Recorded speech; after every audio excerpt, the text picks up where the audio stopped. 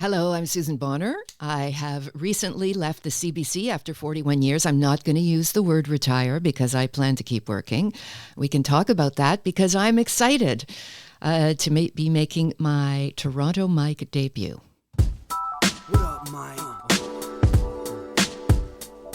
Toronto. VK on the beat. Check. I'm in Toronto where you wanna get a city love. I'm from Toronto where you wanna get a city love. I'm in Toronto like we wanna get a city love. My city love me back for my city love. Welcome to episode 1900 of Toronto Mic'd, an award-winning podcast, proudly brought to you by Great Lakes Brewery. Order online at greatlakesbeer.com for free local home delivery in the GTA. You never had to do ad reads on the CBC, did you? I did not, no. And let's hope none of my colleagues that remained have to do that either. Right. Palma Pasta. Enjoy the taste of fresh, homemade Italian pasta and entrees from Palma Pasta in Mississauga and Oakville. Visit palmapasta.com for more. Toronto Maple Leafs baseball. Catch a game at Christie Pitts this summer. No ticket required. Fusion Corp's own Nick Iones. He's the host of Building Toronto Skyline. And Mike and Nick, two podcasts that you ought to listen to. RecycleMyElectronics.ca. Committing to our planet's future means properly recycling our electronics of the past. And Ridley Funeral Home. Pillars of the community since 1921. Joining me today, making her Toronto Mic debut, it is indeed, don't call her retired, Susan Bonner. Nice to meet you, Susan. Very nice to meet you. Thank you for inviting me. So do you want to compare notes on our voices off the top here? Because you told me when I met you that you had a little something in your throat. I can hear it. Yes. So you just woke up with this? Yeah, I went to bed early last night because I was a little bit nervous about my big interview today. That makes me feel good. And then I woke up in the middle of the night with this kind of funny feeling in my throat, and there it is. I don't know. Maybe it's enhancing my voice. Well, it's not bad at all. I'll tell you. I'm listening in the headphones, and you sound great. It's like because I subscribed to when it was called it was called The World at 6. Yeah. And then it got rebranded. Yeah. Right. And it's not now, our choice, by the way. It was just something that happened as we moved into the world of podcasts. Yeah. So, but before the rename, I had subscribed to it as a podcast. So I subscribed to it as a podcast, and then on demand, I would listen to the previous evening. So what was the name when you left the CBC? Your World Tonight. So was there a mild revolt when you were told it's going to be rebranded? Yeah, there was. We did not appreciate that. It was one of the oldest news programs on the CBC. You know, it was over 50 years old, and it would hurt. I did not want to be the host of the program that was the last person to say the world at 6, but it turned out I was. You know, where's the sense of tradition? I feel like people are overthinking things. They're like, well, it's not necessarily 6 anymore because it's a podcast. You listen when you want. Stop overthinking things. I agree with you. And what we all thought afterwards was, Your World Tonight still has a timestamp of some sort in it. It's right, tonight. I listen in the morning. Right. What about me? But the CBC is a big place, and the people that make these decisions are not us. And they wanted actually some unity between all of the newscasts that they were putting into the podcast world in a more formal way. They wanted the hourlies and the morning program and our program to have kind of the same flavor name-wise. Gotcha. By the way, I want to send a message to Neil Herland, okay, who I know is listening right now. Neil, you promised me you would return in June 2025 to kick out the Pride Month jams. He promised me we're going to play his 10 favorite Pride Month jams. And now I'm just saying, June 2026 is around the corner. So Neil Herland, who I heard last night doing an hourly update, I want you to know we have to schedule a date in June for you to kick out the Pride Month jams. He will do it. I know Neil. Well, it was his idea. He's a guy, he's a man of his word, and he loves your program, and he will absolutely do it. Well, Neil, I'm ordering you for old time's sake. Okay. We worked nights together. I mean, he had to stay a lot longer, but we were in the same newsroom when it was not very packed in the evenings. Well, I'll do a little impression. I'm Neil Herland. He's got this distinctive little style that I like to mimic. Yeah, he does. Not great. So back to our voices, though. Okay. Although the more we talk, the better we sound. I'm telling you right now. I don't hear it in you at all, actually. Well, have you heard an episode of Toronto Mike yes, before? of course I have. Okay, so I never make these assumptions when you big wheels come over, Big right? wheels. But like, I woke up a couple of mornings ago and it was like, I sounded different. And I noticed because I record every day. So Monday's episode, Tuesday's episode, I can hear it if I listen back. And then I thought, oh, I have it again, but it's much less today. But now it sounds fairly normal. But when you told me you had the same thing, I felt better because I'm always nervous when veteran broadcasters come on the program. Suddenly I need to pretend like I'm a professional when clearly I am not. Can I make a confession to you? I'm ready. I have a hard time considering myself a veteran broadcaster. I know that's what I am. 41 years at the CBC. Yes, or that's what I was, I guess. But the thing is that I considered myself a journalist first, and I ended up in television first and then in radio because the jobs attracted me. So the label of broadcaster, I always associate with those like big journalists. voices of the past. And I was always nervous about my voice. And I know you hear that from everybody at the CBC, but... Well, everyone but one guy who I want to shout out now. Okay. Tom Harrington. Yeah, Tom. It was Neil. I think Neil Herland sent Tom Harrington over, if I remember correctly.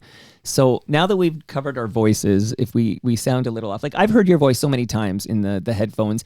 And at the beginning, I'm like, oh, I can hear a little like sandpaper in there, but I think it's all like smoothed out now. I think you're back to Susan Bonner prime time here. But Tom Harrington, who was a backyard episode of Toronto Mike because he came over during the pandemic when I was told I couldn't have people in this basement. Right. And he was singing in that backyard. I'll never forget it. But Tom Harrington, I don't think he ever had a concern about his voice.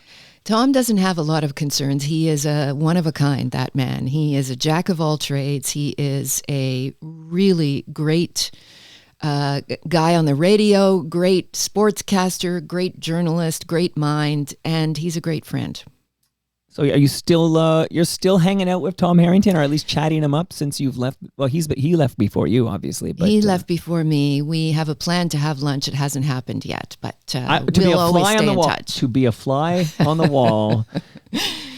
Yes. Okay. I want to be like at the table next to you, just like in disguise. I'll be wearing a fake nose and glasses and mustache, and listening closely as you two deliver the real talk without a recording device nearby. So, okay. So you said something in the cold open I'm going to ask you about. So, of course, what was your last day at the CBC? March 26th. Okay. So I should have had you March 27th. Why did it take me till May to get Susan Bonner? So you concluded, and I do have audio, but I'm going to save it for the end. Oh, dear. I know. I will tell you. So I'm the one and only person here doing this. So book the guests, do the research, set everything up, get the audio ready. And then in real time, I'm producing everything. And I had this debate. I went on a bike ride this morning and I had a debate with myself, Susan. I'm like, okay, Mike, your clip is 5 minutes long. I said, you can't possibly play a 5-minute clip with your guest. Like, you can add it in post. And then I actually said, Mike, it's your show. Adding it in post, that's not your style. So actually at the end, assuming this goes well, you're going to have to sit there and listen with me. Like, you're going to have to listen. To that goodbye on March 26th? You got it. Oh, dear. Listen, okay. I broke the rule. No crying in news.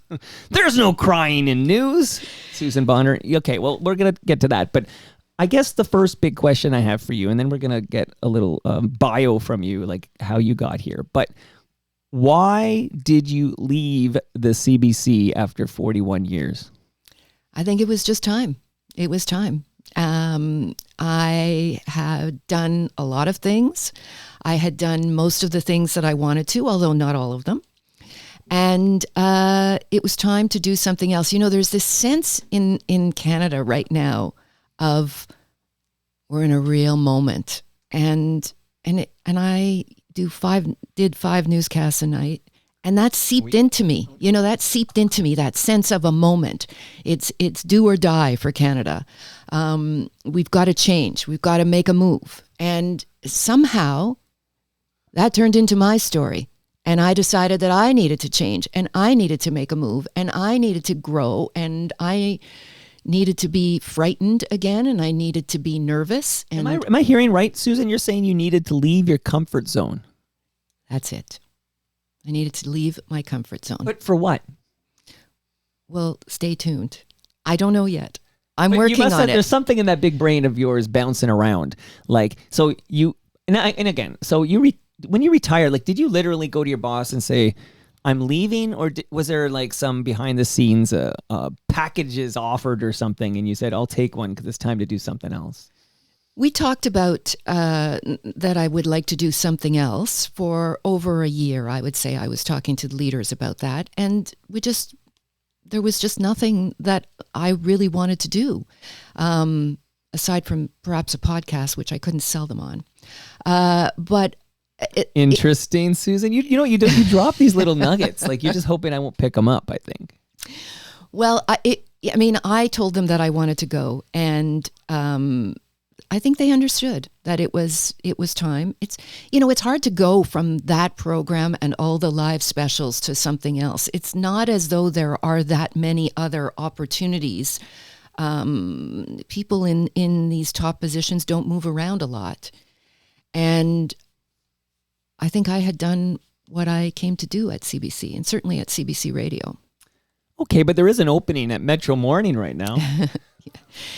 I was aware of that, but I am more of a national and international news person, and the Toronto audience would not have been well served by me. And by the way, nobody asked me to do that, so it's not my decision. So, okay, I'm going to be bouncing around here because so many thoughts entering my head. But one thing is, did anyone conflate the retirements? I don't even know, you don't like that word, but the retirement from CBC of Heather Hiscox and you. Was there any conflation at all? Like, did anybody confuse you or think you were the host of CBC Morning Live or? Not on because her last day was November 2025, and it was kind of like back to back big CBC blonde women, veteran blonde women broadcasters who had great success at the CBC, having very public. I'll use the word retirement. We'll talk later why that's the wrong word. I think it's probably just the age we are and where we are in life. It's a coincidence. I'm not going to tell you that I have not been confused with other blonde women at the CBC over the last 41 years. Oh, my goodness. People send me notes when they mean Susan Ormiston. Susan Ormiston sent me notes after I left CBC saying, these came to me. I think they're meant for you. But not on that issue, no. It was just simply a coincidence. And was there any conversation? Because, David Common left Metro Morning to take over for Heather Hiscox. Yeah. You could have slid in there and nobody would have missed a beat. Where, into Metro Morning? No, CBC Morning Live.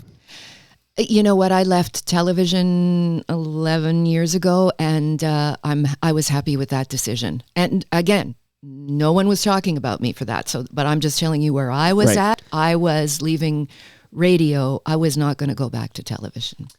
So you needed to shake things up. So for, I don't know, it sounds like for about a year. Does that coincide with the President of the United States talking about 51st state nonsense? Like, it just, so all that's hitting. I listen, I was on CNN twice because of this. Okay. Yeah. Okay. Yeah. So there you go. But although CBC never calls me, okay, I'm just throwing it out there, but CNN called me. And then I'm riled up about this 51st state thing. Really, still pisses me off. Still so many upset people about are in Canada. That's what I mean when I say there's a moment. I've covered a lot of Canadian stories, and I worked in the United States. This moment, this sense of rage, this sense that we have to do something different, it's palpable in this country. It feels like a real turning point. And as I say, it got me thinking about my own personal situation. And you realized if you were going to shake things up, you needed to, leave the mother core. Yeah. I joked to my friends that I was making a leap of faith or jumping off a cliff. And at this point, it still isn't determined. But it's exciting, right? Like, it is it's exciting. Just not knowing. It's good to be scared again. It's good to be nervous. You know what? You're speaking. I'm glad you're here because we're 1 week away from me making my debut. I'm headlining at the El Macombo on the 21st of May, and after we chat, I'm going to bike to the El Macombo for a site visit and make sure the tech and everything is all sorted and everything. And I was thinking about why did I agree to do this thing? And I realized it's for the same reasons you left the CBC. Like, you needed to leave your comfort zone and shake shit up. Yeah. Yeah. And you can't say that at CBC, right? Shake shit up. I've never said that on the air at CBC. I've certainly said it in meetings, perhaps, but not on the air. No. Right. But yeah, see, and it's a human condition that we need to grow. We need to change. Mm-hmm. We need to learn. And the only way you learn is by doing it. I'm a real hands-on learner myself, and that's the way you do it is by doing something different. And I bet you got awfully comfortable. Like, you were so good at what you did, and you did it for so many years that it's like you could do it in your sleep. Well, I don't know about that. I mean, the one thing about news is that what keeps you so excited is that it's different every day. Right. And so it's exciting. And just when you think you've got everything figured out between Canada and the United States, Donald Trump comes along and changes the equation. And there's all kinds of things you have to learn. You know, you have to learn all kinds of new bits of legislation and all kinds of, nuance about trade agreements. Tariffs this, tariffs exactly, that. Exactly. Right. So news keeps it interesting, and that's why I stayed for 41 years. I don't know. The thing about the CBC is I've lived everywhere. I've done all kinds of things. I couldn't have stayed at one company, I don't think, for 41 years if it wasn't the kind of place that offered the kind of opportunities that CBC did. Hell of a run, Susan. I'm getting all choked up over here. But what was the podcast you pitched CBC that they didn't want to make? Well, I don't want anyone to steal my idea. I'll just give you the general sense. It was about Canada. No one's listening. It's private chat here. Okay. It was about Canada-U.S. relations. And the idea was to have two broadcasters, one in the United States and one in Canada, talking about the situation from their own perspectives.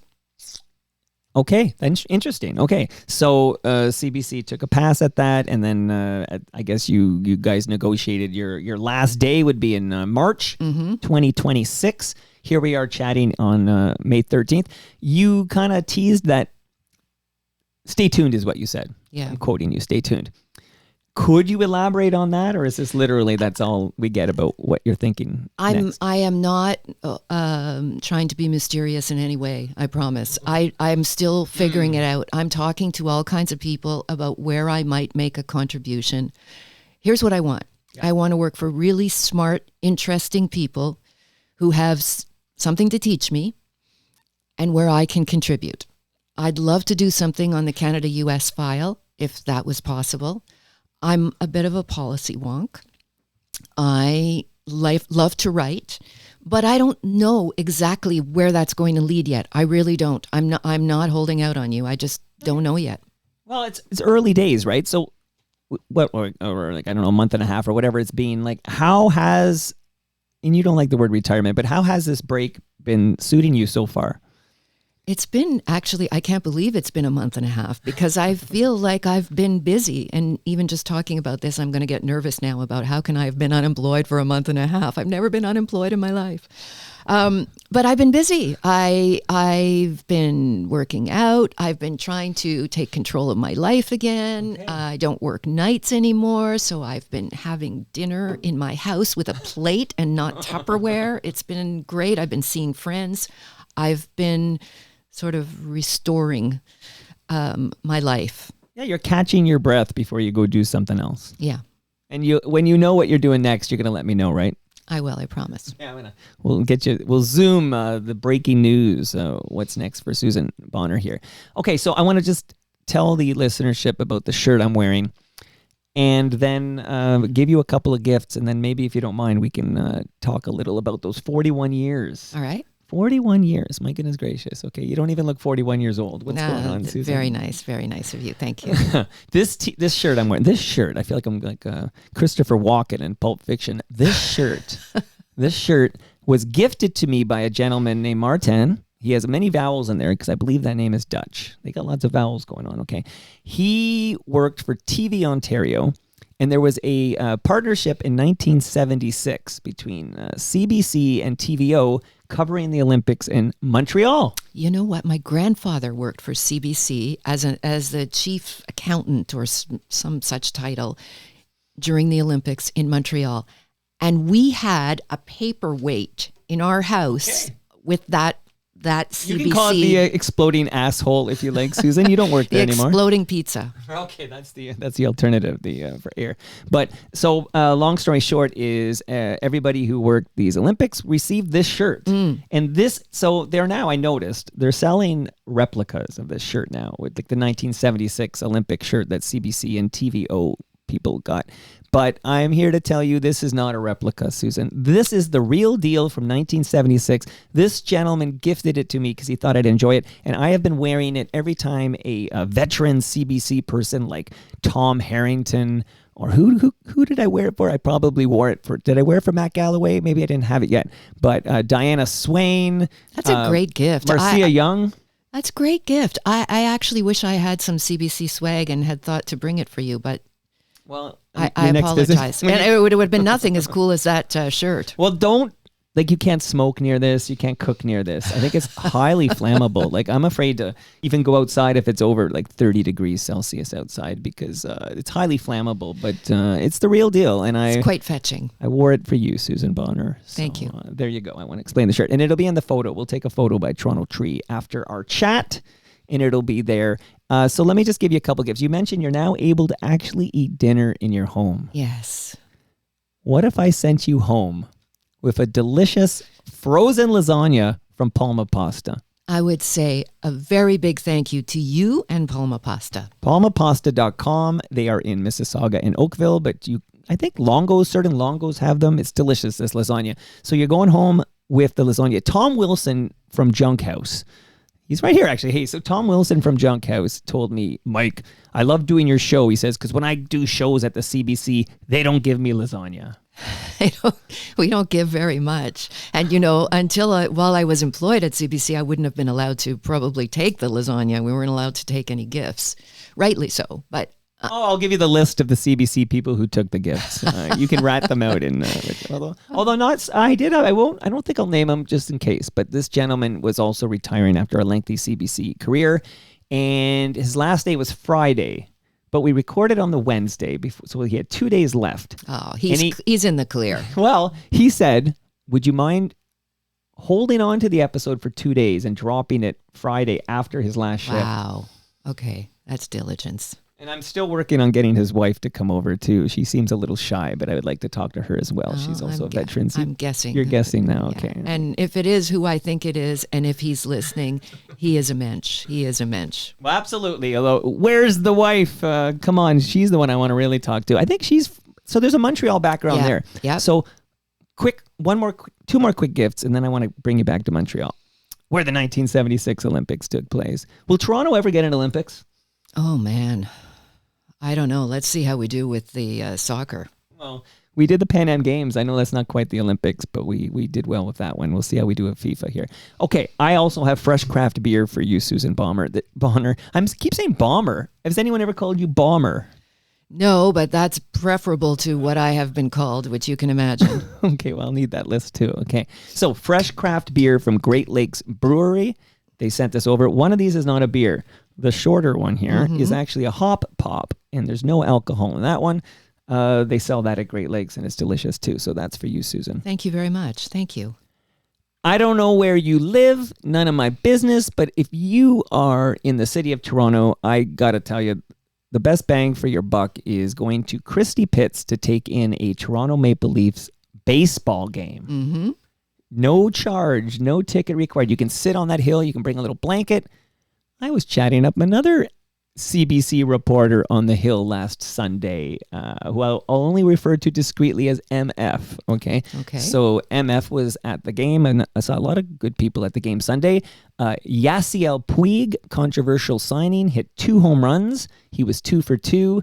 Wow. Okay, so get your butts to Christie Pitts and enjoy the quality baseball and get a hot dog and a beer and best value in town. My son hangs out there a lot with his buds. Smart. Your son is smart. And maybe you'll share this with your son. The history of the Toronto Maple Leafs baseball team in this book for you. Definitely, I will. All right. Now we're almost in Montreal. I feel like I'm Gino Vanelli. Wasn't his lyric that night in Montreal or something? Yeah, when I think about those nights in Montreal. Have you ever met Gino? No. Okay, I got to broker that deal. You, me, Gino, having a cappuccino. Okay, I'll make that happen. Last gift here, and we're going to move on. But I have a measuring tape for you, Susan, from Ridley Funeral Home. Very nice. They have a great podcast called Life's Undertaking. Brad Jones records an episode every 2 weeks. Speaking of great podcasts, Nick Iones has been a wonderful partner of this program, stepping up to help fuel the real talk. And Nick's podcast is called Building Toronto's Skyline. And I urge you to subscribe and listen. He also does a little show with me called Mike and Nick. And last but not least, Susan, if you have old devices, like old phones, I can envision like Palm Pilots and Blackberries in a drawer somewhere. All of those. Don't throw them in the garbage. Those chemicals will end up at our landfill. Right. Go to recyclemyelectronics.ca, put in your postal code, and find out where you can drop it all off to be properly recycled. It's one of the things on my list. I got a big drawer full of that stuff. Recycle my I'm going to be watching you, Susan. Okay. Recyclemyelectronics.ca. Okay, bring me back to Montreal. You're a Montreal gal? I was born in Montreal, yes. Okay, so how old are you when you leave Montreal? Well, I left it when I was 8 years old. Oh. But I did go back as a reporter in the very sexy years of the constitutional crisis. So Montreal just feels like home. You know, I get there and it feels like home. Even though I was just a little kid when I left, it feels like my hometown. It's in your blood. It really is. So in my calendar, I have a trip planned. I'm visiting Montreal. So if I survive this Elmo Combo gig on May 21, tickets now available at torontomike.com. Click Elmo gig, get a couple of tickets, and come see me May 21 at the Elmo Combo. If I survive that, the week after that, I am going to Montreal because my daughter has a convocation at McGill. Very nice. That's very nice. My son graduated from McGill. We did not get to go because we just didn't get to go. Why didn't we go? I guess he was working. Was it pandemic or anything? No, it was after the pandemic, but he was working and didn't go. He then went on to, I'm bragging here a little bit. No, do it, because then I'll brag too. No, okay. He then went to London to study at the London School of Economics, and that was a convocation we did not miss. Okay. I was going to say, did you help at all with the payments for McGill? Very expensive to be an out-of-province person there? He was lucky to have some money that came from his, when he was a little guy, from his family. Okay. I was going to say, because then I feel like your child owes it to you to have a convocation. That's how I feel. I feel like, well, that's like my reward for helping to finance your higher education. It's so expensive. It really is so expensive. And you've got 4. We just had the 1, so it was tough enough. Yeah, there's 2 little ones who I've still got a few years to save up here. Shout out to Palma Pasta. But I got to say, what gets me, and I did not, my daughter chose McGill for this business program she wanted to go to, and it's a very good program, and she's graduated. I'm very proud of her. But this out-of-province premium is devastating. I believe it's an extra $9,000 because she lives in Ontario. And I, if I'm correct, McGill wants to, is going to even raise that because of what's going on with the provincial government. They are trying to make it a lot harder for these English universities. You're right, and it makes me sad. I think they were going to grandfather in people who are already in the schools, I think. But you're right, it's only getting more expensive if you're out of province, which is and when you think about McGill, they have these fantastic professors that come from around the world really to teach at McGill because it is a leading institution. But if they are forced to put their children primarily into French school first, it's going to cut down on the people that are coming to McGill. And, they'll go to U of T or other Canadian universities out west. There are great universities here. Yeah. But that special sauce that was McGill is being watered down, I believe. Well, listen, I couldn't afford to leave the city, let alone the province. So I went to U of T because I could take a subway or a bicycle to get to school. I went to Ryerson. Okay. That's where you went to study journalism, right? Yes. Okay. So so you're in Montreal, and then it sounds like you leave when you're 8, but you go to the university formerly known as Ryerson to study journalism. So maybe help me understand how you end up at the CBC way back in 1985. Well, they had a program then called the National Summer Trainee Program, and they went around to all the universities and they chose students. They chose 6 of us, and so I was chosen. It was this phenomenal program. It's there's still a similar program. It has changed over the years. But in this case, they chose 6 of us. They brought us to Toronto. And we were put together for 3 weeks in this intensive training session. You know who's in that year with me was Scott Russell. Whoa. Scott said he'd come on, and then he ended up...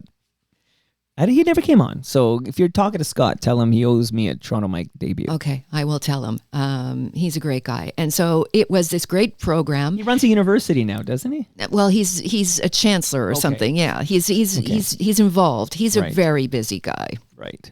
But this program was so great because they brought you in and they trained you and they just really built you up. And then they dispatched you to these local newsrooms across the country. Okay. And I can remember they gave us a list of the newsrooms that were taking summer trainees. And I thought, oh man, I'm so lucky. I'm going to go to Ottawa, I'm going to go to Montreal, or I'm going to stay in Toronto because Ottawa or Montreal because I spoke French. And not all of the 6 did. Instead, they sent me to Saskatoon. Running back to Saskatoon.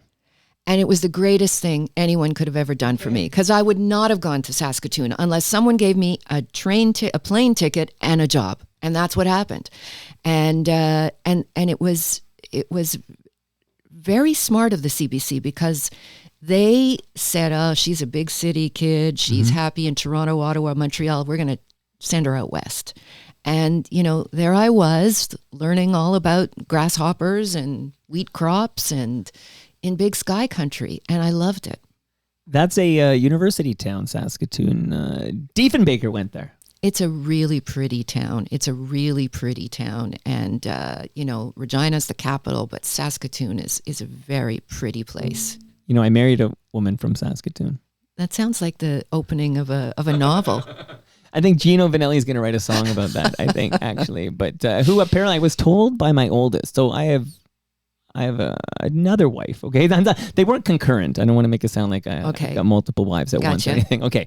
Who's also a West Canadian. She's from Edmonton, but I like the West Canadian girls, okay? But my oldest tells me my ex-wife has bought a ticket to see me at the El Macombo. Aww. So there you go. And that's so nice. All in the family. It's going to be quite a crowd there. Okay, so you're in Saskatoon, and then you're experiencing. I think that is smart of the CBC because you got the big city. You got to go to a smaller center and see how things are because this Canada that you're going to cover is vast and diverse, and you need to appreciate different perspectives. Exactly, and local news was hot then. We covered all kinds of things, and our goal was to just appear on one of the network shows. Midday at the time, or the Shout National. out to Ralph Benmergui. Yeah, exactly, Ralph. I went to Ryerson. Bought a ticket for my Elmo gig, Ralph. He sent me a note. Nice. You know him? Yeah, I know him. He was at Ryerson when I was there, and he had a gig at the radio station there. I never thought I was good enough to work there, but I remember doing a story and being in the studio while he was recording. And yeah, I've known CKLN. I've known Ralph for a long time. And he was doing Yuck stuff back then. I think if I have the right era, he was hosting Yuck's gigs. Yeah, that's right. Yeah. Okay, so you're trying to get, I can see that, your local Saskatoon, maybe one of your stories or whatever, you get on the Journal or the National or whatever the heck's going on. I did. It was actually a weather story, which is kind of funny, but yeah. And we had these jokes in Saskatchewan about, the worst grasshopper infestation in biblical times, and then there were the diamondback moths, and then there was the drought, and then there was the it was one thing after the other with these with this situation. It gave me a real appreciation for Canadian farmers because big city girl, I think I have this idea of what being a farmer is, and it's nothing like that. These farmers are environmentalists, they are business people. They are, sophisticated thinkers. They have to plan ahead. They have to deal with international factors. They are the whole deal. And it was really important for me to learn that and to be there and see that. And oh man, have you ever seen a family at harvest time when the combines are out under the full moon Sounds like a Neil Young song now. and the families are in there cooking and the community comes together. It's magical. Yeah, you're selling me on Saskatchewan. Like I'm thinking that's where I belong. You're selling me on Saskatchewan. What's your stop after Saskatoon? Calgary. Okay, that's a bigger city. Mm-hmm. And quite different from Saskatoon, a big city for sure, a big western city. I got there after the collapse of the oil industry, so there were some empty towers and stories about people who had lost just about everything. I was there for the Winter I was Olympics. going to ask if you were there for the 88 Olympics. I was, yes. Shout out to Elizabeth Manley. Yeah. I don't know. It's just what I think of first when I think of the 88 Olympics. I think of Elizabeth Manley. We didn't win a gold. No, it was such a fun time. Although, oh my God, traffic was a nightmare. I had to go down to Olympic Square and do a little thing at the end of the show every night, at the end of the newscast, about in advance of the medal ceremony before we would throw to the network sports coverage. And it would take me 2.5 hours to get out of there afterwards. Welcome to the big leagues, big cities. Big city. Now I feel I must shout out Brian Orser as well. Okay. Yes. What's interesting is we talked about Battle of the Bryans. Battle of the Brian Botano and you're right, Brian Orser. We talked about the 76 Olympics because I'm wearing the shirt. Mm-hmm. No gold medals for Canada. Then we get the 88 Olympics in Calgary. You're there. Although, were you at the 76 Olympics? No, I wasn't. Because you're in diapers? I'm doing the math here. Okay. Yeah, I was around, but no, I was not there. Okay. But Calgary was also plagued by weather concerns. Calgary is not a real winter city, right? The Chinooks mean that in the lead up to the Winter Olympics, I cannot tell you how many stories we did about will there be enough snow? Have they put the Olympics in the wrong spot? They were making snow like crazy. I did get to go down the bobsled run. That was fun. Okay, and then they made a movie about it. That's a different movie. Okay, it's a different. That's a John Candy movie. But okay, so Calgary. What's after Calgary? Halifax. Well, so that's you are getting to see. I really was. I mean, city, it's the not. country, it's not exactly something I planned. Although at the time I was in Calgary, and CTV was hiring. CTV National News was hiring a bunch of reporters. And I had worked there as a student, as not on air, but as an editorial assistant. When you were at Ryerson? I was at Ryerson. Okay. Out in Scarborough. And they came out and they interviewed me and asked me if I wanted a job. I think the offer was Winnipeg. And instead, I went to Halifax as a reporter in the Halifax newsroom. And part of my thinking was I didn't want to leave CBC, but I also people said, "But it's a network job. Are you crazy?" And my thinking was, well, now I'm going to go to the East Coast. Look at my resume. I will have covered a good chunk of Canada. Well, you've got Montreal, you've got Toronto because you went to Ryerson, right? Yeah. Now you got Saskatoon. You got Calgary, you throw in some Halifax, and you're ready for Ottawa. Well, first I went back to Montreal and did all the political stuff there, and then I went to Ottawa for 10 years. Yeah, my colleagues at Radio Canada used to say, "T'as fait tout le Canada." I did not do British Columbia, so I do feel bad about that. But I did. It's one of the things I'm the proudest of, and I learned so much living in those places. It's fun to just drop in and do stories, but it's completely different to actually live there. So when you're, part of the national news division as a political correspondent in Ottawa, what are the stories you covered that stick out in your mind as we talk here in 2026? Oh boy. Well, a lot of it was the Jean Chrétien's government had a lot to deal with at the time. There was the same-sex marriage, which the Liberals were dragged into, kicking and screaming. I can remember being in these scrums outside the Liberal cabinet meetings, asking them after the courts had ruled, what are you going to do? What are you going to do? And they were, the government was behind the courts on that issue and on others. And of course, then the big story was the sponsorship scandal. And that was the way that money was handed out to Quebec in the fallout from the referendum in 1995. And then the other simmering issue, which underlined all the issues on Parliament Hill in those years, was the how do I say it? Let's say the word feud between Jean Chrétien and Paul Martin Right. over who was going to lead the party. I just had Warren Kinsella in this basement, Right. We did talk quite a bit about that because he was Yeah. very loyal to Chrétien. Yes, he was. He was. It was a really interesting time because, these were, the political family was divided over this, and it did get nasty. And then, of course, it led to so many things, including what is really exciting to cover for any political reporter, but specifically at that time, was the beginning of the era of minority governments. We hadn't had one for decades in Canada when Stephen Harper, first Paul Martin won a minority government, and then Stephen Harper. So there was a lot of swirl and churn and change in Ottawa, and that is always good to cover for a political reporter. So why do you I guess I'm thinking if you're covering, Canadian stuff in Ottawa, is it that, going to Washington, D.C., that's like a step up? Yeah. Yeah. If you're a political journalist, I would have been happy to stay in Ottawa, I think, because it is very interesting and there's so much change.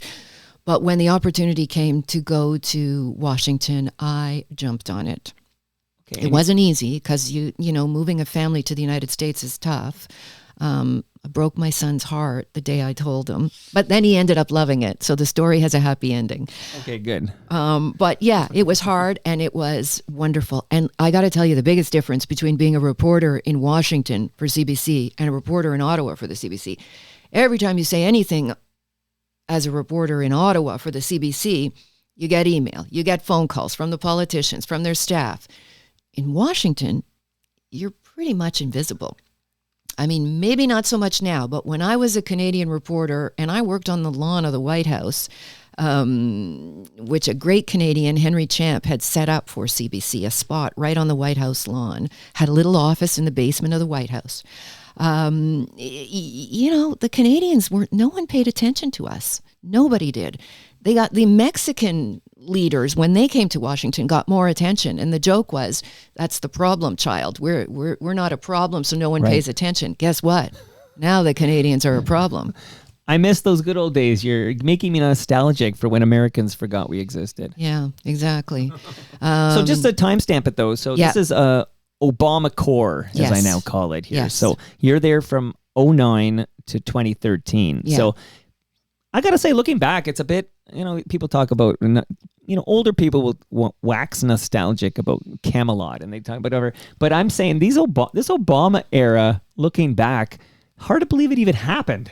I know. Although by the time that I was covering Obama and into that second election of his, you could feel the winds of change happening, the birth of the Tea Party. Mitt Romney almost won the election. In fact, on election night, I was in Boston and they thought they had won. They were right? So, they were preparing a victory party. This is important, perspective and context here, because me following it that night, watching it on TV, it felt to me like a convincing win by Obama. He did win, and it was a solid victory. I mean, a win is a win, basically. But it was a close election. Do you remember the debates? The first debate. Oh yeah, he was like Obama not was himself. asleep. Yeah, he was asleep. And I think that if you're watching from Canada, you maybe didn't really get a sense of throughout the campaign of the anger that was beginning to bubble in America that erupted. So where do you think that is? It like how much of that is just awful, old-fashioned racism? I think a lot of it comes from economic change and people in middle America feeling like they've lost their sense of place. A lot of economic change led to a lot of anger and resentment. And you could hear, look, America got out of Afghanistan long after us, right? It was the longest war for America since the Vietnam War. And there was that problem. There was this sense that the Democrats had become sort of elitists, small L liberal elitists was the label. And that Obama was just sort of like a movie star to them. Too cool for school. Too cool for school. That was what you heard. And the Tea Party really came about, at first it seemed like this disorganized, we would try to interview these people. What do you want? What do you want? And maybe the answer was they just wanted change. They wanted change. Remember, Sarah Palin had this line which really stuck, which is, how's that hopey, changey thing working out for you? Remember, because Obama's campaign was all about hope and change. And there was that sense of it when he won the first time. But in the second campaign, that was the line. How's that working out for you, Middle America? So is it just short memories? Because lest we forget, and I don't need to tell you this, I guess I'm talking to some listeners who need to remember what the economy was like in 2008 heading into 2009. Like the economy that W hands off to Obama. I was working for a B2B software company that did a lot of sales to the States. I remember the mortgage this and the bank crisis and everything going on, the mortgage crisis, everything going on in the United States at that time. So this whole economy, it's the economy stupid. That was Clinton's guy. But geez, like it looked from my perch way up here in Toronto like a bit of a miracle worker to reverse that slide. Yeah, and we should also point out that we didn't get affected by that in Canada the same way that they did. There were a lot of Americans who lost their homes or were sitting on homes that were not worth what they were paying for them. There was a lot of economic pain, and there was a lot of economic uncertainty about those banks that can happen in America. It was a terrifying time, and he inherits that economy. Obama, I mean the Democrats in January 20. I guess it's January 20, right? They had to bail out the auto sector at the time. There was a lot going on. Absolutely. But okay, so he did win he was a two-termer, Obama. So why? Oh boy, why do you leave Washington in 2013? A couple of reasons. The biggest one was family. My son was 13. He was going into middle school. And the idea was that it would be better if we were to come home when he could start his, middle school, high school years in one place. And as much as I loved living in the United States, and there's still so much that I love about that country, I wasn't keen on raising an American teenager. I record every quarter. So you know what a quarter is? 4 times a year, I record with Ed Keenan, who is a columnist with the Toronto Star. Right.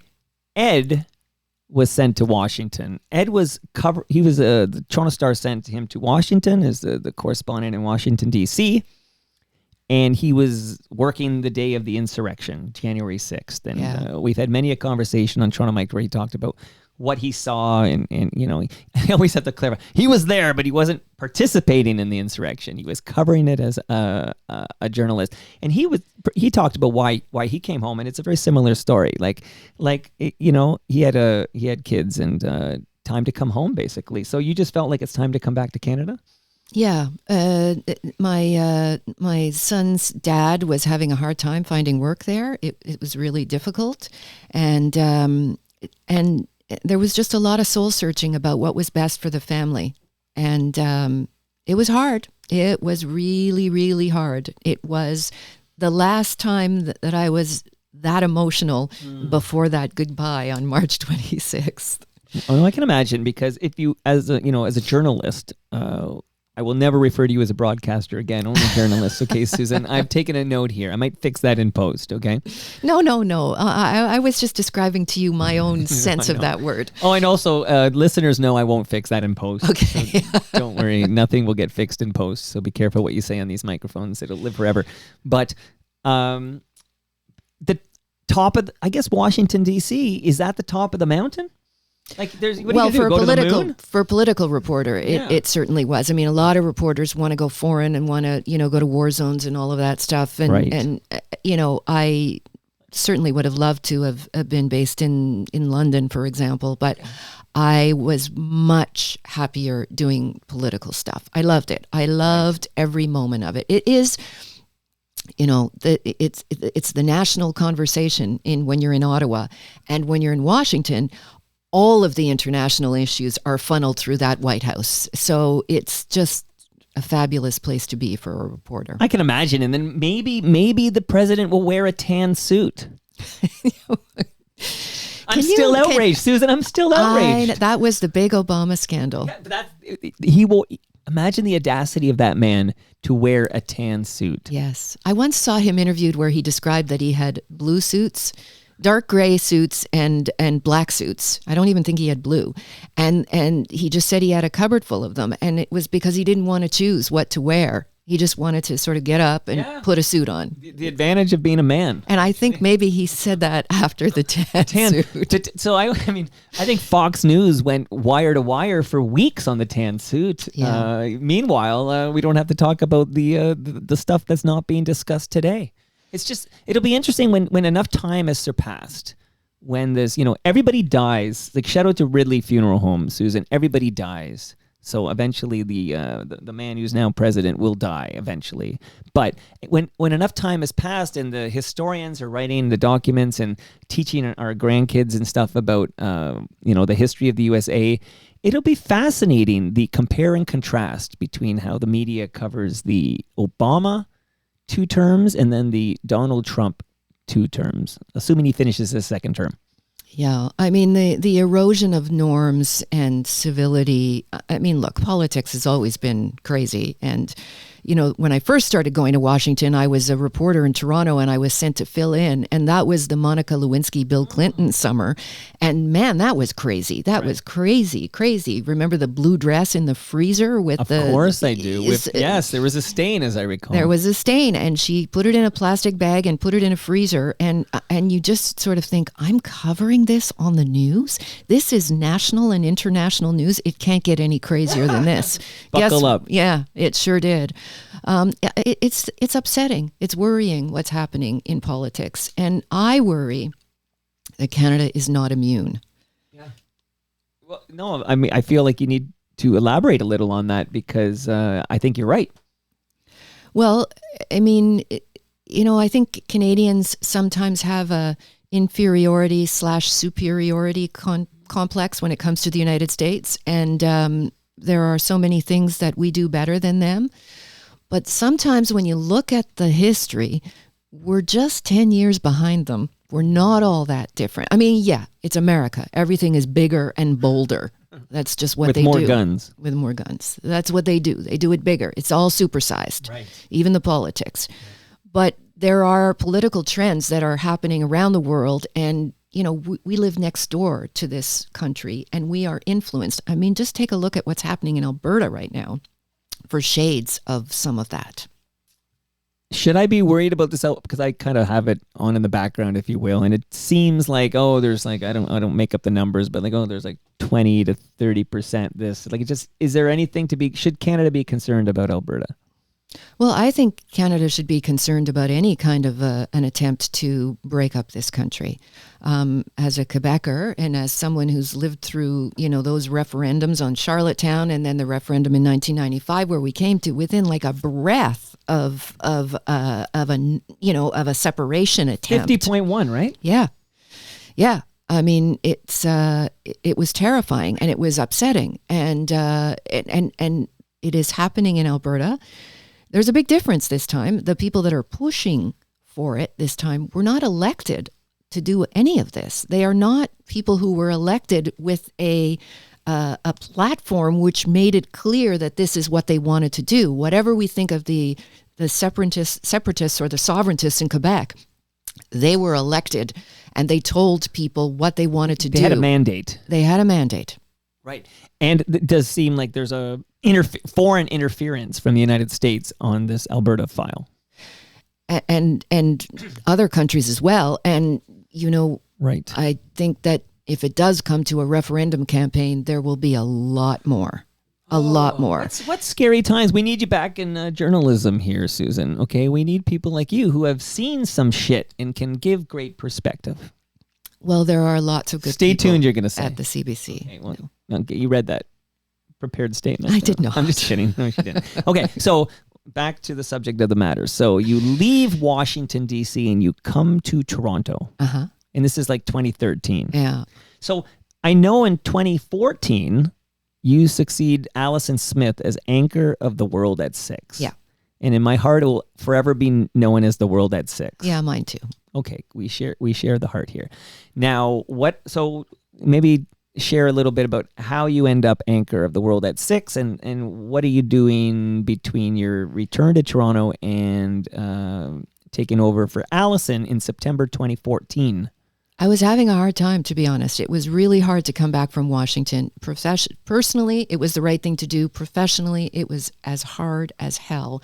I worked in the investigative unit for a while, thinking, my mantra has always been, okay, try something new. You've never done this before. You've worked in Toronto before as a reporter, as a network reporter, but you've never done this. It wasn't for me. I wasn't that great at it. It just wasn't for me. It's a specific kind of person that does this investigative reporting. Diana Swain and I were in the same unit. She's a wonderful person and a great colleague, and I loved working with her. And I did have some fun and some good stories, but it just wasn't my passion. So then I went to the business unit, where I had been an economics reporter back in the 90s before I went to Ottawa, and that was better for me. It was a better fit, but there wasn't a huge appetite for the stories we were doing. And I just was still struggling. And then someone at radio said, how would you like a career in radio? And I thought about it. And one of the things that really enticed me was I loved doing live television and live programming. And so the radio gig was, yes, you hosted this program, but you also did all the live specials. So all the live election coverage, all the budgets, all the Remembrance Day, all of that stuff. And so it just seemed like an exciting opportunity, and I jumped. And I never looked back. Radio is really cool. Did you work with Robert Fisher? Well, I worked with Robert Fisher a little bit when I went to radio, but I worked with him. I mean, all political reporters know all other good political reporters, and Robert was one of the best, so I knew him for years that way. Your homework, Susan, I need to assign all guests homework, is that you need to make some time and listen to Robert Fisher's Toronto Mike debut. Okay, I will. Honestly, buckle up. Okay, I will. That man's ready. That man was great. Okay. Also, he's being a fantastic supporter of the show, where I feel like he's tapping people on the shoulder and saying, you need to get to the South Etobicoke basement. Like, this is the kind of support. Robert, if you're listening, hello. Of course he's listening. I bet my life on it. And a quick fun fact about Diana Swain, when she came over, she revealed that she was Miss Chilliwack. Yeah. You know this. I can't tell you anything. Okay. No, Diana Swain is very cool. She's a very cool woman.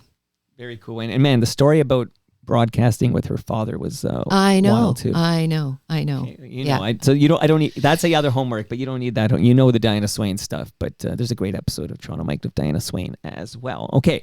So you got The World at 6. I got The World at 6. That's where you've been. Yeah. My youngest, who's only 10, I say bin, and sometimes I say bin, and sometimes I say bean, like depending on, I don't know, my mood. I don't know you're the radio professional. Is it B? Where have you been? So it's not, where have you been? I think I would say, where have you been? But well, now you're making me think. Well, the thing is, this came up yesterday, okay, where she makes fun of me because sometimes I say bin, like almost like I'm saying B-I-N, and then sometimes I catch myself and really nail the bean because it's B-E-E-N.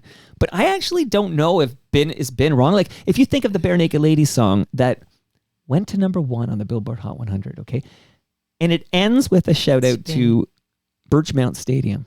Because at the end of that song, which went to #1 on the Billboard Hot 100, they say, Birchmount Stadium, home of the Robbie. Like that happened, okay? But they say, it's been.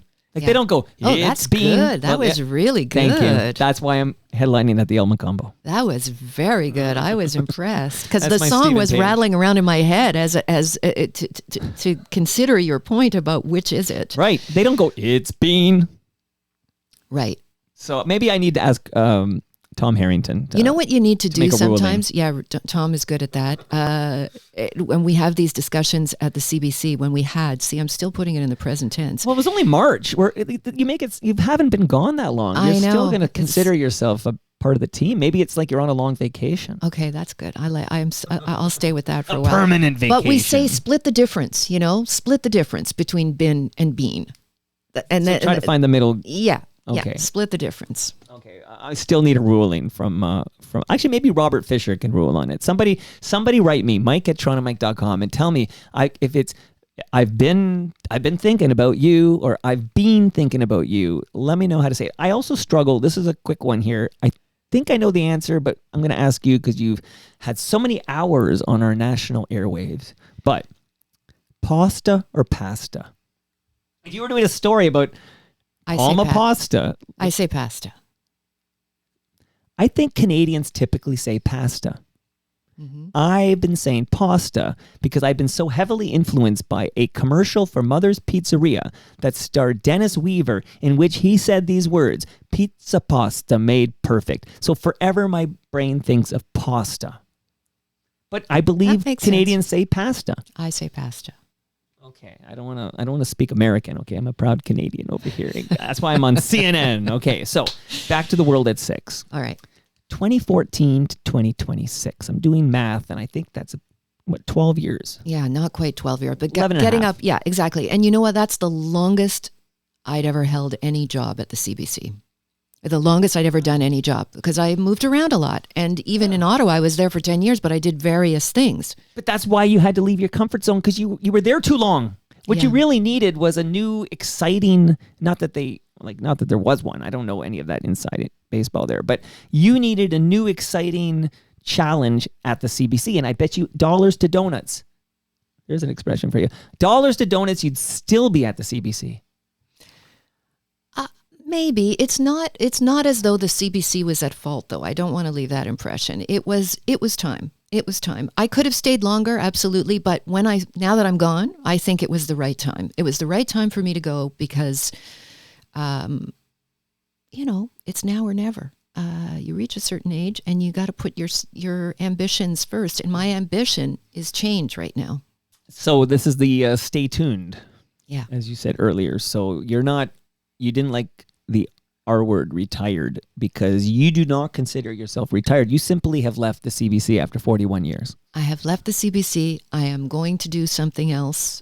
Maybe I'll do many things. I don't know. I'm going to do what feels right and where I can make a contribution. And really, I just want to keep learning.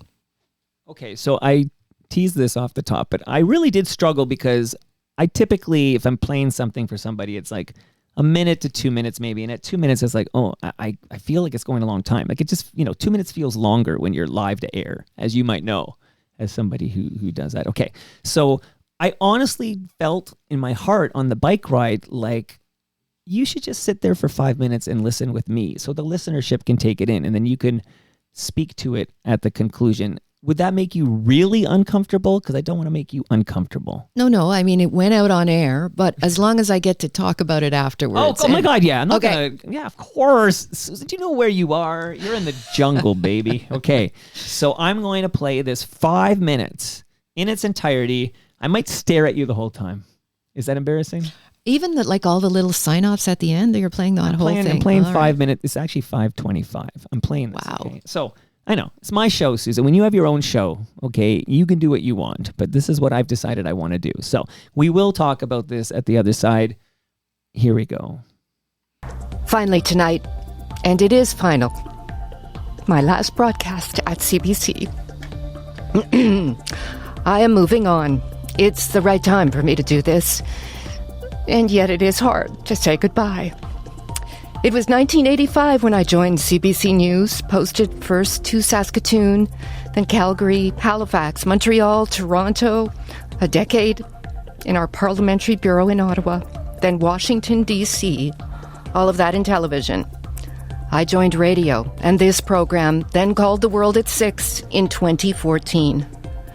I have been so lucky to live and travel all over Canada to cover major news stories across the U.S. and beyond.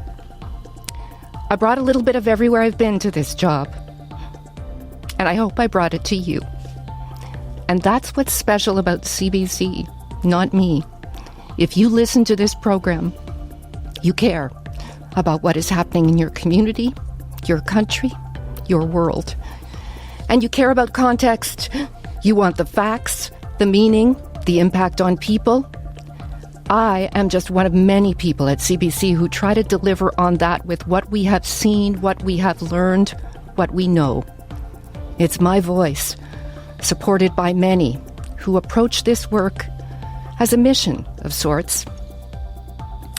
As I leave this place I have loved, I want to thank all the people I've worked with on all the programs in all the places, the camera and sound crews, the editors, researchers, the signers, writers, producers, directors, the technicians, the reporters, hosts, the support staff, my wonderful colleagues across this country and beyond. And huge gratitude to the stellar team here at Your World Tonight. I cannot thank them enough for everything. And I want to thank you, our listeners, for letting us tell your stories, letting us into your work and your lives, giving us your expertise, your time. It is a shared endeavor that I have cherished. So, for one last time, thank you for joining us. I say proudly, for CBC News, I'm Susan Bonner. Over and out. You'll be seeing that Olympic logo on a lot more things a lot more often. But we are still more than 300 days away from the 1988 Winter Olympics. For Olympic Diary, I'm Susan Bonner. On the morning before a Trump rally in Houston, we found our hotel lobby buzzing. It was filled with people decked out in red hats and T-shirts labeled the Mighty Texas Strike Force. This is a community in lockdown. Authorities have told everyone to stay inside. You can see the police vehicles whizzing by us now.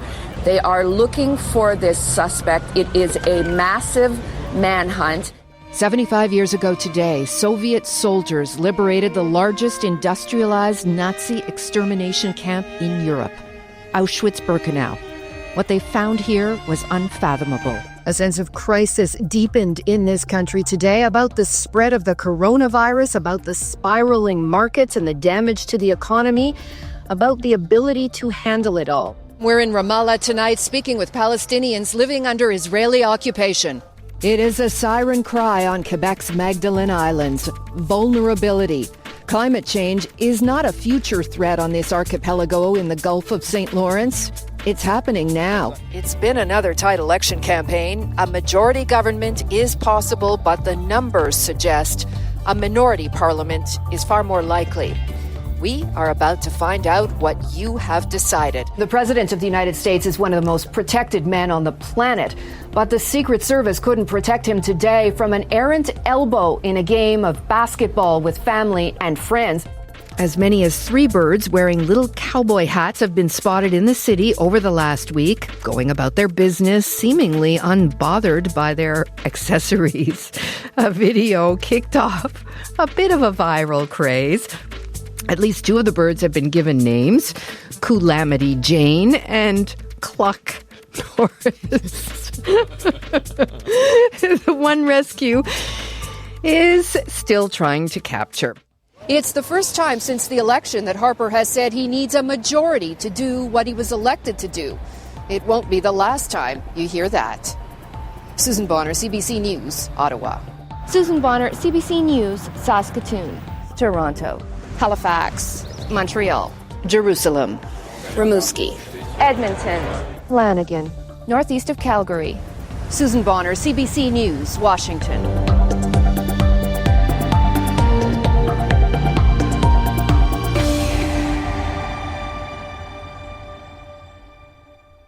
Ouch.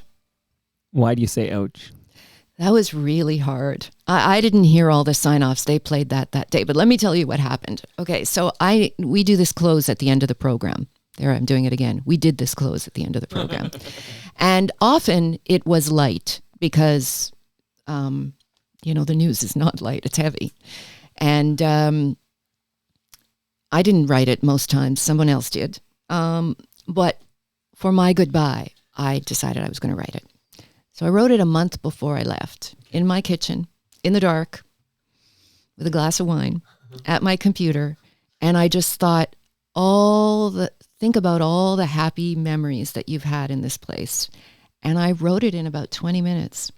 And I didn't look at it for a month. And then I said to my team, we do it live, of course. And I said, I can't do this live. So we were going to record it in the afternoon, and the whole team came so they were on the other side of the glass as I was doing that. And there was actually a television crew recording it as well. And what I will tell you, and what most people would never know, is that because I am kind of an emotional person that wouldn't show up in my broadcasting all these years, but I have a pin that I keep in the studio, and I press it in between my thumb and my finger when something makes me emotional or something is funny, like that ridiculous pigeon story, right.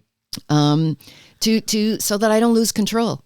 And the pin wasn't working. It just wasn't working. Nothing was working. I was so emotional. I just could barely hold it together.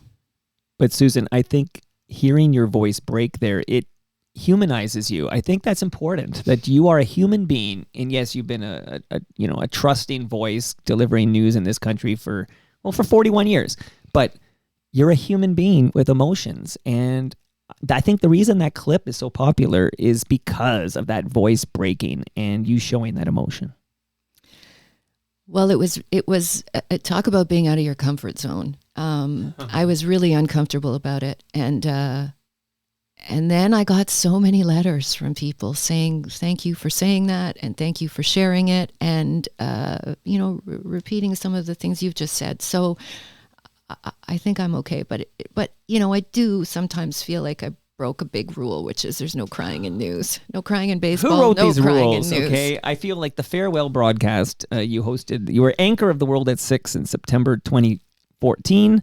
Here we are it was March 2026. Your final broadcast. You took a couple of minutes at the end. 'Cause remember, that's a 5-minute clip, but a lot of that is the clips of you in your career that they did, right? So I don't know, your speech is like 2 minutes or something like that. But oh my goodness gracious, if you can't have 2 minutes to be a human being and say goodbye, then what's the point of any of this? No. The thing is, when you're talking about yourself, it's a lot different than when you're telling people, you're in your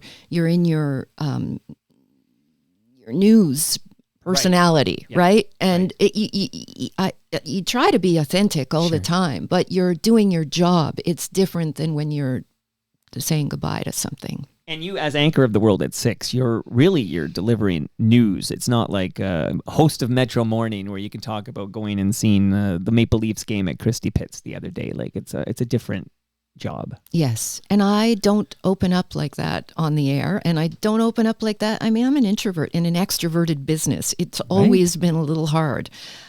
So when the gate was opened, there was a bit of a gusher. But again, I love that you were a human being, because you are a human being, Susan Bonner. I am. That's breaking news. To any kids out there listening, and don't do the pin thing. That's kind of ridiculous, but it was pin, my I can see pinching yourself. Yeah. Sometimes if I think I'm going to get the giggles on something where it's inappropriate for me to have the giggles, I'll do that trick. You do that thing? You focus on that little pain. I did it with a pin. Like, I didn't cut myself. Okay, there was no blood, but it needed to be intense pressure, or I wouldn't have been able to hold it together. Okay, so you said you're is it fair to say you're a reserved person? Or is that not the term you would use? No, I'm trying to get the right term. I don't know if I'm reserved. I'm just not as extroverted as I am introverted. A lot of my extroversion went into my job, and then when I'm not behind a microphone, it's a little bit harder for me. But I don't think I'm reserved with people that I work with or people that I know. Maybe in front of a microphone. Yeah. Okay, so you've been in front of a microphone now for like 75 minutes, let's say. Okay. How was this for you? This was great. Okay, so no regrets. No regrets. I wondered if anybody twisted, I don't know if it was, maybe it was like a Tom Harrington or something. I wondered if anybody twisted your arm and said you should do this. No, I just thought you wanted to do it, and I slid into your know DMs? Is that what I did? some of my colleagues have done it, and of course I wanted to do Listen, it. Dwight Drummond did it, okay? I had a guest over yesterday, this guy, Don Pyle from Shadowy Man on a Shadowy Planet. It's an amazing episode. I Amazing. heard it. I heard it. Oh, you heard it? Okay. I love that guy. And we talked, he went to Runnymede Collegiate, and I gave him the fun fact that Dwight Drummond went to Runnymede Collegiate. Wow. Fun fact. That's a fact. I did not know that. There you go. There you go. I learned something. Well, listen, do you know the rapper? No, I'm looking at him now. That's why I'm looking over here. The rapper known as Maestro Fresh Wes. Well, I know the name. Sure. So Maestro Fresh Wes's big breakthrough hit in Canada was called Let Your Backbone Slide. And in the video, early in the video, there is a cameo by the one and only Dwight Drummond. Because he was working security at Electric Circus at 299 Queen Street West. And Joel Goldberg, who directed this video for Maestro, basically grabbed him and put him in the video. That's so cool.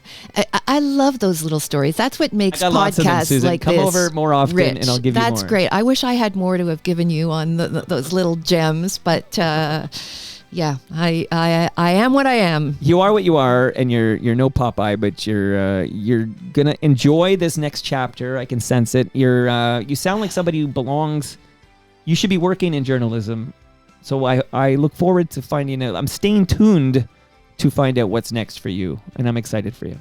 Thank you very much. I don't know if it's going to be in journalism, but I am looking forward to finding out whatever it is, whatever color my next parachute is. May not be in journalism. It may be in like landscaping or gardening or something like that. Who knows? Okay. So this was your exit interview, 41 years at the CBC. I can tell you, even at the beginning, the voice sounded like there was a bit of sandpaper, but it smoothed out. You sounded great. And in my headphones for the last 75 minutes, I keep thinking, this country is going to miss that voice. Thank you so much. It's really been great to talk to you. And that brings us to the end of our night. Also, this was a milestone episode. You're 1900. Okay, I'll consider that my lucky number now. Forever. When we talk about, I remember milestone 1800, we did it live from Casa Loma. And you are 1900. My goodness. Okay, that's a great number you got there. And that brings us to the end of our 1900th show. Go to torontomike.com for all your Toronto Mike needs, and that's where you can buy an Elmo ticket. Go to Elmo Gig at the top of torontomike.com and buy a couple of tickets. I'm going there now. I'm biking to the Elmo now, doing a site visit, because May 21st is like 8 days away. Holy moly! Much love to all who made this possible. Again, that's Great Lakes Brewery. Susan's got her fresh craft beer. I do. Palma Pasta. I'm going to grab it from my freezer before we go take the picture. Toronto Maple Leafs baseball. I'm going to try to get there Sunday because it seems like every at-bat, Yasiel Puig is going to go deep, so I don't want to miss that. Nick Ianni's Listen to Building Toronto Skyline. RecycleMyElectronics.ca and Ridley Funeral Home. I'm checking my calendar in real time, Susan Bonner, and I'm here to tell you my next guest. Okay, this is all the pre-Elmo stuff. I've got Sir Jerry Levitan dropping by. He's the kid who interviewed John Lennon. Oh, wow. And at the King Eddie, he was in high school. It's quite a story. Stu Stone drops by Wednesday. He's going to be the hype man for the big show on the 21st at the Elma Combo. And then to recap everything, oh yeah, Charlie Angus. Charlie Angus is in the basement on Friday. You know him well. Charlie Angus. There's a guy who doesn't like this 51st state bullshit. No. We'll be talking about that next Friday. See you all then. Gino Vanelli, by the way.